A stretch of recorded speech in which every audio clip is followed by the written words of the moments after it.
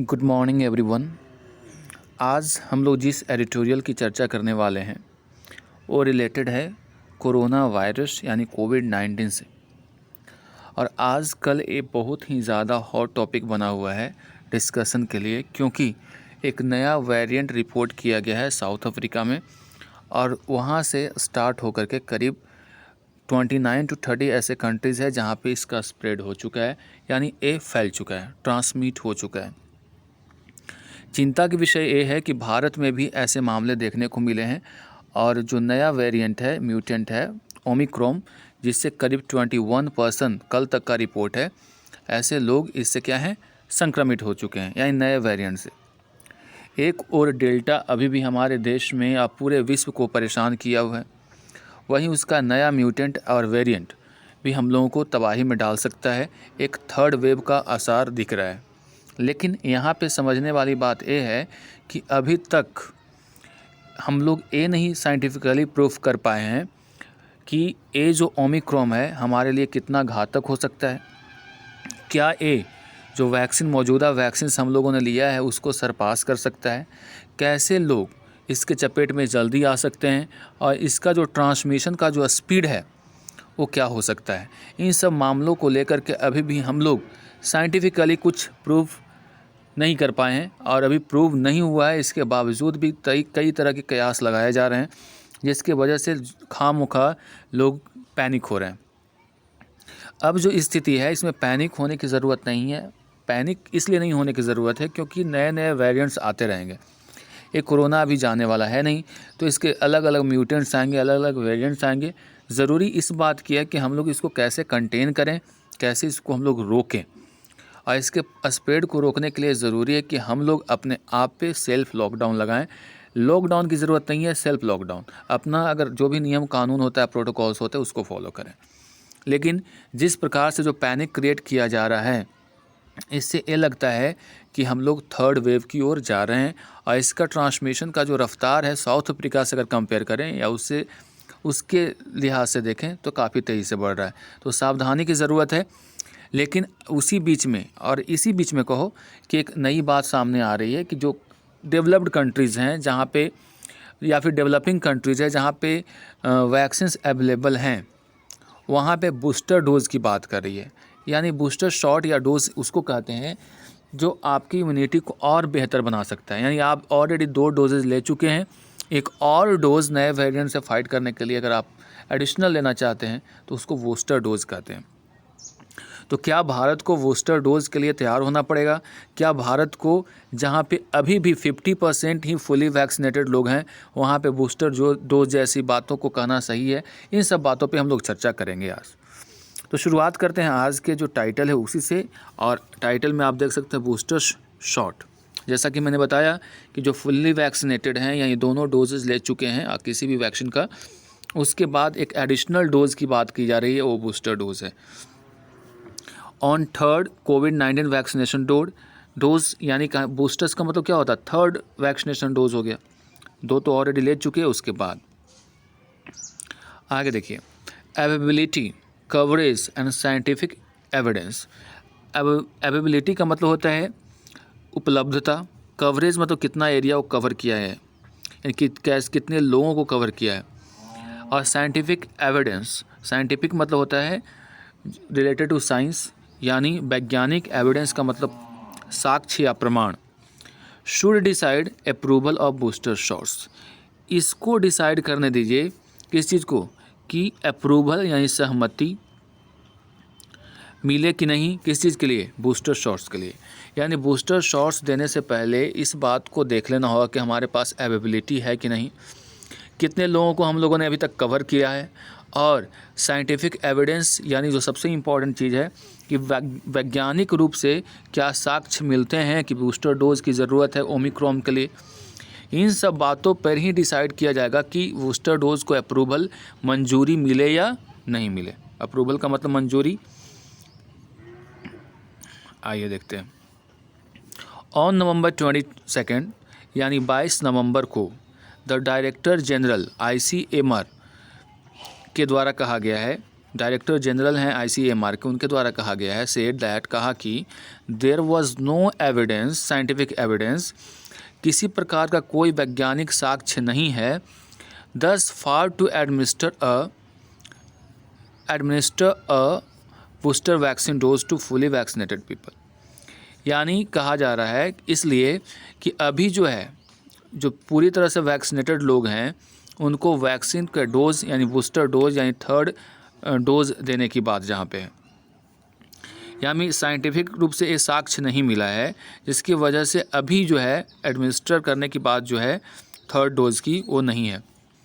The priority instead was to increase the percentage of people who are vaccinated with 2 doses.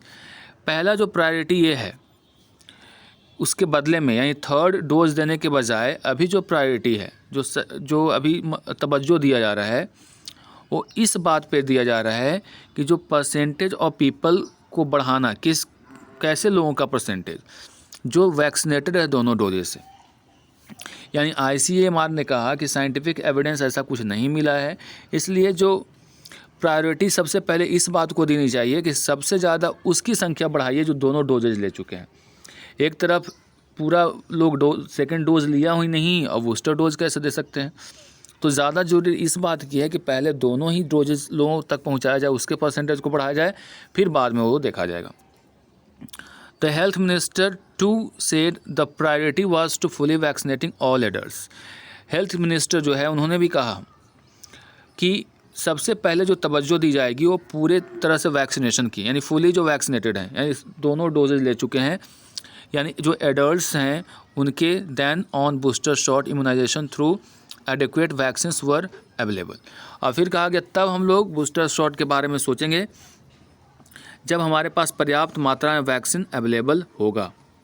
ठीक है, यानी जो health minister हैं, स्वास्थ्य मंत्री, उनका कहना है कि प्रायोरिटी पहले रहेगा कि जो एडल्ट्स हैं उनको भी पूरी तरह से दोनों डोज दे दिया जाए, उसके बाद देखा जाएगा कि अवेलेबिलिटी है कि नहीं, वैक्सीन्स की उपलब्धता रहेगी तो उसके लिए हम लोग फिर आगे बात करेंगे।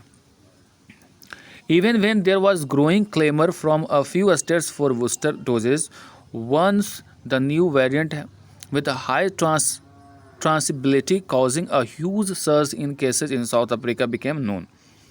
कह रहा है कि तब से, जब से साउथ अफ्रीका में एक नया वेरिएंट जो है उसमें एक ह्यूज सर्ज देखा जा रहा है। सर्ज का मतलब क्या होता है? सर्ज का मतलब होता है बढ़ोतरी, यानी बहुत तेज़ी से बढ़ना।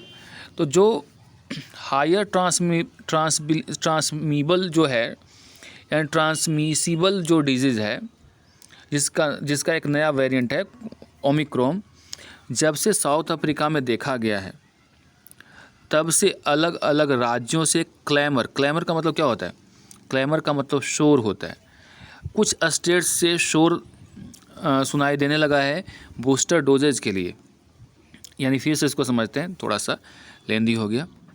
यहाँ से देखिए, once the new variant with higher transmissible यानी जो जल्दी से फैलता है, तो जब से नया एक वेरिएंट आया है जो बहुत तेज़ी से फैलने वाला है, यानी ह्यूज सर्ज उसमें देखने को मिला है केसेस में। कहाँ? साउथ अफ्रीका में। जब से पता चला है तब से अलग अलग राज्य, कुछ ऐसे राज्य हैं जहां से शोर आना शुरू हो गया है, बूस्टर डोज की डिमांड आना शुरू हो गया है। द गवर्नमेंट, जो सरकार है, हैज़ रिट्रीटेड, मतलब उसने बार बार दोहराया है, रिट्रीट मतलब दोहराना, that any decision on booster doses will be based solely on scientific recommendations. सरकार ने बार बार इस बात को दोहराया है, रिपीट किया है कि बूस्टर डोज से रिलेटेड कोई भी डिसीजन तब लिया जाएगा जब वो आधारित होगा पूरी तरह, सोलली का मतलब होता है पूरी तरह से, साइंटिफिक रिकमेंडेशंस पे। यानी वैज्ञानिक कोई रिकमेंडेशंस आएगा कि ऐसा ज़रूरी है, तब इस पे विचार किया जाएगा। अभी इसके बारे में विचार करने का कोई तुक नहीं बनता है, क्योंकि साइंटिफिक जब साक्ष्य मिलेंगे कि आपको बूस्टर डोज की ज़रूरत है, साइंस जब रिकमेंड करेगा तब इस पर होगा। Although over 65 million people in the US are unvaccinated, हालांकि ओवर 65 मिलियन पीपल जो हैं US में अभी भी क्या हैं? अनवैक्सीनेटेड हैं। On October 21 a booster shot was approved, इसके बावजूद भी अक्टूबर 21 को एक बूस्टर शॉट को वहाँ पे मंजूरी मिल गई for all above 65 years and certain categories of young adults. उन सब के लिए जो 65 ईयर्स के हैं और कुछ ऐसे यंग जो स्पेशल कैटेगरीज में आते हैं उनको। इट वॉज लेटर, बाद में expanded to include all adults, और बाद में इसको एक्सपैंड यानी बढ़ा करके कह दिया गया कि सारे एडल्ट्स वैक्सीनेशन ले सकते हैं यानी बूस्टर शॉट ले सकते हैं। यानी फिर से बात कर लें, कहा गया कि 65 मिलियन पीपल अभी भी यूएस में यानी यूनाइटेड स्टेट्स में अनवैक्सीनेटेड हैं। इसके बावजूद भी 21 अक्टूबर को वहाँ पे मंजूरी मिल गई है बूस्टर शॉट की 65 ईयर्स के लिए, और बाद में फिर इसको बढ़ा दिया गया, कहा कि सारे एडल्ट्स को बूस्टर डोज दे दो। मैनी कंट्रीज इन यूरोप की कई देश हैं to have approved booster shots, उन्होंने भी बूस्टर डोज को की मंजूरी दे दी है। Having based there decision at least partially on vaccine effectiveness data, और ये किस आधार पर दिया है उन्होंने ये देखा है कि वैक्सीन की जो इफेक्टिवनेस है उस डेटा के आधार पर दिया है कि कितना ये प्रभावी है, उस हिसाब से दिया है। सच evidence has become available in India only very recently, इस तरह के जो साक्ष्य मिले हैं यानी जो प्रमाण मिले हैं भारत में वो बहुत जल्दी ही मिले हैं, हाल फिलहाल में मिले हैं, ऐसा कुछ नहीं कि पहले से हमारे यहाँ ओमिक्रॉन था। One study found Covishield to be 85% protective against moderate और सीवियर डिजीज। एक ऐसा स्टडी है, अध्ययन है, जिससे पता चला कि कोविशील्ड जो है वो 85% प्रोटेक्टिव है मॉडरेट और सीवियर डिजीज के खिलाफ। वहीं सीवियर का मतलब होता है गंभीर, मॉडरेट का मतलब होता है न ज़्यादा न कम, and 63% protective against symptomatic infections, और इसमें 63% जो है ए सिम्टोमेटिक सिम्टम्स जो होते हैं वैसे इन्फेक्शन के साथ। While another found Covaxin to be 50% effective, और दूसरे कोवैक्सीन है जो 50% हैं effective against symptomatic infection. Both studies were undertaken during the peak of the delta variant driven second wave. आए दोनों स्टडीज़ तब हुए थे जब डेल्टा वेरिएंट का हमारे यहाँ सेकेंड वेव चल रहा था, उस समय लिया गया था। यानी डेल्टा वेरिएंट के जब का जो कहर चल रहा था उस वक्त एक स्टडी किया गया था। The effectiveness of both vaccine against the omicron variant is unknown, यानी ये दोनों तरह के जो कोविशील्ड हैं और कोवैक्सीन जो हमारे देश में दिया गया है, इसकी जो प्रभाव है वो दोनों वैक्सीन का जो प्रभाव है ओमिक्रॉन पे क्या रहेगा ये अभी भी अननोन है, यानी ओमिक्रॉन पे काम करेगा या नहीं करेगा ये अभी कोई नहीं जानता है। While the variant appears to be far more transmissible, यानी हालांकि ये जो वेरिएंट है ओमिक्रॉन वो ऐसा प्रतीत होता है कि ये बहुत ही ज़्यादा ट्रांसमिसिबल है, यानी बहुत ही जल्दी फैलने वाला है दैन द डेल्टा वेरिएंट। किसके कंपेयर में? डेल्टा वेरिएंट के कंपेयर में, यानी और ये तेज़ी से फैलने वाला डिजीज़ है, वेरिएंट है। Disease severity and the age groups most vulnerable to disease are not fully known, लेकिन इस रोग का कितना गंभीरता है एंड किस एज ग्रुप्स पे अटैक्ट करेगा जो वल्नरेबल टू डिजीज़, वल्नरेबल का मतलब होता है कमज़ोर होना, यानी इस डिजीज़ के खिलाफ कौन कौन जो कमज़ोर पड़ जाएंगे ये अभी पता नहीं है। डिस्पाइट दीज अनसर्टेनिटीज़, इन अनिश्चितताओं के बावजूद, अनसर्टेनिटीज़ का मतलब होता है अनिश्चितता के बावजूद, डिस्पाइट का मतलब होता है के बावजूद, it might still be prudent to approve booster doses. It might still be, prudent का मतलब होता है बुद्धिमानी भरा काम, तो ये बुद्धिमानी भरा काम होगा कि क्या करना, अप्रूव बूस्टर डोजेज को मंजूरी देना। For people older than 60 years, कम से कम उन लोगों के लिए जो 60 साल के ऊपर हैं, and young adults who are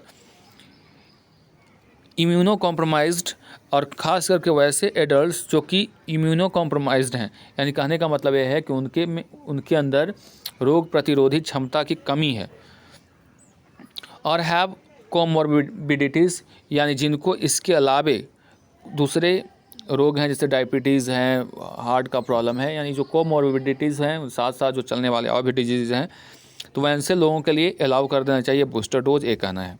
यानी कहना यह है कि ये पता नहीं है, अनसर्टेन है कि इसका क्या प्रभाव पड़ेगा, किस एज ग्रुप को ये टारगेट करेगा। तो ऐसे स्थिति में कम से कम ये आपको करना चाहिए कि 65 प्लस या फिर वैसे लोग जिनको रोग प्रतिरोधी क्षमता की कमी है, इन लोगों को बूस्टर डोज देने की बात होनी चाहिए। बट लेकिन administering booster doses cannot be at the cost of increased coverage of the first dose and full vaccination also. The need to begin immunization adolescents cannot be ignored. कहा जा रहा है कि हाँ भाई ठीक है, बूस्टर डोज देना ज़रूरी है, लेकिन इस बात पर भी ध्यान रखना चाहिए कि वो जो आप फर्स्ट डोज या फुल वैक्सीनेशन के लिए जो आप कवरेज कर रहे हैं उसको कॉम्प्रोमाइज़ करके नहीं, यानी कि आप बूस्टर डोज दे रहे हैं और फर्स्ट डोज और सेकंड डोज को रोक दिया, वैसा करके नहीं। आप इस बात को भी ध्यान दीजिए कि जो एडोलेसेंस हैं, है ना, जो एडल्ट में पहुंचने वाले हैं, उनको भी मत इग्नोर कीजिए, उनके लिए भी वैक्सीनेशन की बात कीजिए। Over 1.26 billion doses have been administered. लगभग 1.26 बिलियन ऐसे डोजेज हैं जो कि एडमिनिस्टर्ड किया जा चुका है एज ऑन December 4 दिसंबर तक, with nearly 85% receiving one dose but only over 50% being fully vaccinated. जिसमें 85% ऐसे लोग हैं जो कम से कम फर्स्ट डोज ले चुके हैं, लेकिन अगर फुल्ली वैक्सीनेटेड की बात करें तो 50% लोग हैं। Though the door to door vaccination campaign held last month witnessed 11.7% increase in second dose coverage. पिछले महीने में door to door vaccination campaign चला, कैंपेन का मतलब अभियान होता है, जिसकी वजह से 11.7% इंक्रीज़ देखने को मिला है सेकेंड डोज कवरेज में। There is still a sizable percentage of the population in the priority groups who are not fully vaccinated. अभी भी एक साइजेबल का एक बहुत बड़ा परसेंटेज है पॉपुलेशन का जो अभी भी पूरी तरह से वैक्सीनेटेड नहीं है, और जो प्रायोरिटी ग्रुप्स हैं यानी उनको तवज्जो देने की बात हो रही है। Over 8% of health care workers, 8% health care workers हैं, 30% of those above 60 years and 33% of the people aged 45 to 59 years are yet to be fully vaccinated. ये आंकड़ा दिया गया कि अभी 8% हेल्थ केयर वर्कर्स हैं, 30% 60 ईयर्स के ऊपर जो पीपल हैं उनको, 33% ऐसे लोग हैं जो 45 से 59 ईयर्स के बीच में हैं, ये अभी भी पूरे वैक्सीनेटेड होना उनका बाकी है। आगे बढ़ते हैं। The rapid global spread of the omicron variant might also lead to increase vaccine uptake. जो पूरे वैश्विक तौर पे ओमिक्रॉन, ग्लोबल का मतलब वैश्विक, स्प्रेड हुआ है, फैलाव हुआ है ओमिक्रॉन वेरिएंट का, इसकी वजह से वैक्सीन का अपटेक का मतलब इंक्रीज़ होना किसी चीज़ में, इसमें बढ़ सकता है, यानी इसकी डिमांड बढ़ सकता है, यानी ज़्यादा से ज़्यादा लोग इसकी डिमांड करेंगे यानी लेना चाहेंगे। While a sufficient supply of Covishield which accounts for merely 90% of vaccine administered. हालांकि हमारे पास कोविशील्ड के सफिशिएंट सप्लाई है, जो कि करीब अगर हम लोग देखें 90% वैक्सीन को एक कवर किया है हमारे यहाँ, might be able to meet the demand, और इसकी डिमांड और भी क्या हो सकती है, बढ़ सकती है, और इसको ये मीट करेगा। मीट का मतलब क्या, फुलफ़िल करेगा। तो जब डिमांड बढ़ेगी, अपटेक होगा, तो इसको ये मीट द डिमांड का मतलब होता है डिमांड को फुलफ़िल कर सकता है। The priority should be to increase vaccine coverage and not boosters. लेकिन इस बात पे तवज्जो देने की ज़रूरत है, ज़्यादा ध्यान देने की ज़रूरत है कि आप पहले वैक्सीन कवरेज को प्राथमिकता दीजिए, ना कि बूस्टर्स को। Particularly so as India will be under pressure to supply vaccine to the global south. क्योंकि उस समय खास करके जब भारत पे ऊपर प्रेशर रहेगा कि ग्लोबली आप साउथ जो एरिया है हमारा, साउथ अफ्रीका वगैरह, वहाँ पे वैक्सीन को भी सप्लाई करने का प्रेशर भारत पे रहेगा। यानी कुल मिलाकर एक कहें कि अभी तक हम लोगों को ये पता नहीं है कि ओमिक्रॉन का हमारे ऊपर क्या प्रभाव होगा। ये बात तो है कि ये ट्रांसमिसिबल है, जल्दी से फैलेगा, बट इस बात को लेकर के अभी भी कोई ये नहीं है कि कितना घातक हो सकता है, क्योंकि इसके अभी किसी की मौत नहीं हुई है। तो इस प्रकार से देखें कि भारत सरकार को अब डिसाइड करना है, वेट कर रहा है साइंटिफिक एविडेंस के लिए, जैसे ही आएगा उसके बाद बूस्टर डोज देना है या नहीं देना है उसकी बात हो जाएगी। That's all for today, see you in the next video.